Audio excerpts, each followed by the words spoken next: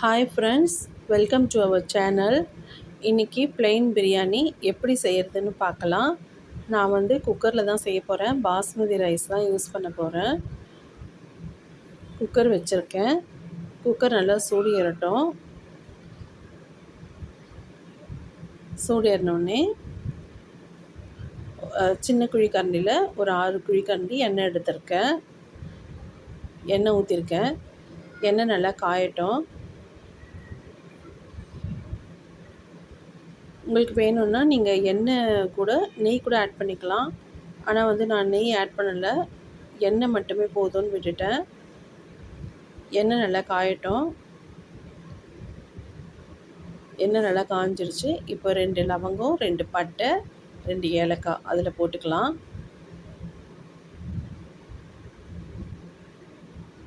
அது கூடவே medium size வெங்காயம் 4 பொடியாக கட் பண்ணி வச்சுருக்கேன். அதையும் அதில் ஆட் பண்ணிக்கலாம்.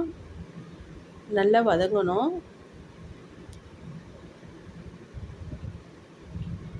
வெங்காயம் நல்லா வதக்கி விடுங்க. வெங்காயம் நல்லா வதங்கினா தான் நல்ல டேஸ்ட்டு கொடுக்கும்.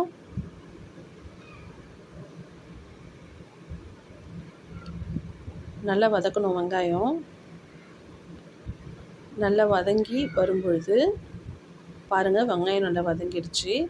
இப்போ நான் 2 தக்காளி பொடியாக கட் பண்ண தக்காளி 2 ஆட் பண்ணியிருக்கேன்.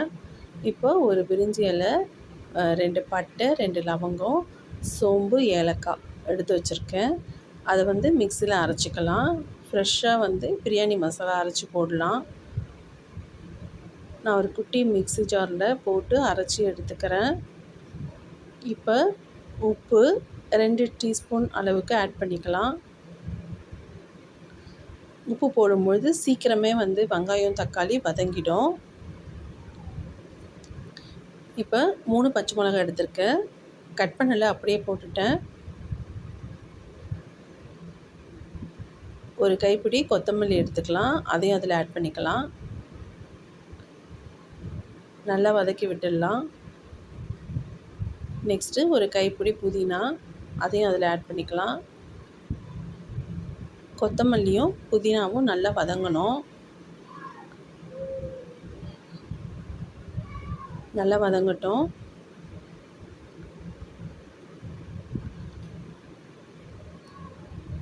வதங்கிட்டுருக்கு. நெக்ஸ்ட்டு இஞ்சி பூண்டு பேஸ்ட்டு 2 ஸ்பூன் ஆட் பண்ணிக்கிறேன். அதையும் நல்லா வதக்கி விட்டுக்கலாம். நெக்ஸ்ட்டு ஒரு ஸ்பூன் சில்லி பவுடர் நல்லா மிக்ஸ் பண்ணி விட்டுக்கலாம். நெக்ஸ்ட்டு ஒரு ஸ்பூன் கரம் மசாலா, அதையும் நல்லா மிக்ஸ் பண்ணி வதக்கிக்கலாம். இந்த வெங்காயம் தக்காளியோட எல்லா மசாலா ஐட்டம் போட்டு வதக்கும்பொழுது இன்னும் நல்லாயிருக்கும். இப்போ நம்ம அரைச்சி வச்சுருக்கிற ஃப்ரெஷ்ஷான மசாலா அதையும் ஆட் பண்ணிக்கலாம். ஃப்ரெஷ்ஷாக எப்போவுமே அரைச்சி போட்டிங்கன்னா இன்னும் டேஸ்ட்டு நல்லாயிருக்கும். நல்லா வதங்கிட்டு வருது. நல்ல ஒரு கிரேவியாக இருக்குது பாருங்கள், பார்க்கும்போதே நல்லாயிருக்கு. நல்லா வதங்கும்பொழுது தான் பிரியாணி ரொம்ப நல்லாயிருக்கும். நெக்ஸ்ட்டு நான் பாஸ்மதி ரைஸு 2 இழக்கு ஊற வச்சுருக்கேன். ஒரு 1/2 hour ஊறிடுச்சு. இப்போ நல்லா வாஷ் பண்ணிவிட்டு அதுலேயே நான் ஆட் பண்ணிக்கிறேன். அதை நல்லா மிக்ஸ் பண்ணி விட்டுடலாம். அது ஒரு 2 நிமிஷம் அப்படியே ஸ்லோவில் இருக்கட்டும். நெக்ஸ்ட்டு நான் 2 இழக்கு அரிசிக்கு 4 டம்ளர் தண்ணி ஊற்றிருக்கேன். நல்லா மிக்ஸ் பண்ணி விட்டுக்கலாம்.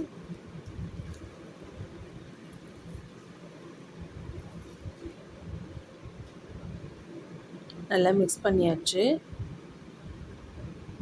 உப்பு கரெக்டாக இருக்கான்னு செக் பண்ணிக்கோங்க. வேணும்னா கொஞ்சம் ஆட் பண்ணிக்கலாம். இப்போ நான் மூடி வச்சுட்டேன். ஒரு விசில் வந்தால் போதும். பாஸ்மதி ரைஸ் நல்லா வெந்துடும்.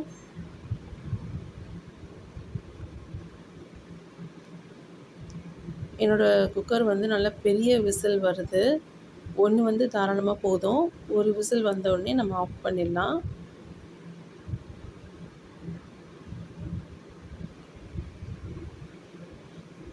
ஒரு விசில் வந்தோடனே ஆஃப் பண்ணிவிட்டு அதிலேயே வச்சிடலாம். அந்த ஹீட்லேயே இன்னும் நல்லா வெந்துடும்.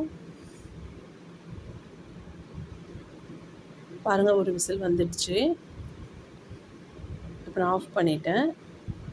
அந்த ஹீட்லேயே நல்லா வெந்துடும். இப்போ ப்ரெஷர் அடங்கிடுச்சு. நான் ஓப்பன் பண்ணிக்கிறேன். பாருங்கள், நல்லா சூப்பரான ப்ளெயின் பிரியாணி ரெடி. நல்லா சூப்பராக ஒரு வாசனையாக நல்லா இருக்குது. அதில் ஆட் பண்ணிக்க மசாலா ஐட்டம்ஸ்லாம் நல்லா வாசனை சூப்பராக இருக்குது. இப்போ கேசரி பவுடர் ஒரு சிட்டிகை தண்ணியில் நல்லா மிக்ஸ் பண்ணி ஊற்றிக்கலாம். இது ஆப்ஷனல் தான், வேணும்னா ஆட் பண்ணிக்கோங்க, இல்லைனா பரவாயில்ல. அவ்வளோதான், ப்ளெயின் பிரியாணி ரெடி. இப்போ தயிர் பச்சடி, ஒரு கப்பு தயிர், உப்பு கொஞ்சம் ஆட் பண்ணிக்கிட்டேன், பொடியாக கட் பண்ண வெங்காயம், கொஞ்சம் கொத்தமல்லி, ஒரே ஒரு பச்சை மிளகாய் பொடியாக கட் பண்ணி வச்சுருக்கேன், அதையும் அதில் ஆட் பண்ணிடலாம். இப்போ நல்லா மிக்ஸ் பண்ணி விட்டுக்கலாம். பிரியாணிக்கு இந்த பச்சடி ரொம்பவே நல்லாயிருக்கும். நீங்கள் இந்த குட்டீஸ்க்கு லஞ்சுக்கு கூட இதை ரெடி பண்ணி கொடுக்கலாம். மார்னிங் ஈஸியாக ஆகிடும். நம்ம ப்ளெயின் பிரியாணியும் தயிர் பச்சடியும் சூப்பராக ரெடி ஆகிடுச்சு பாருங்கள் ஃப்ரெண்ட்ஸ். உங்களுக்கு இந்த வீடியோ பிடிச்சிருந்தால் நம்ம சேனல் சப்ஸ்கிரைப் பண்ணுங்கள். தேங்க்யூ.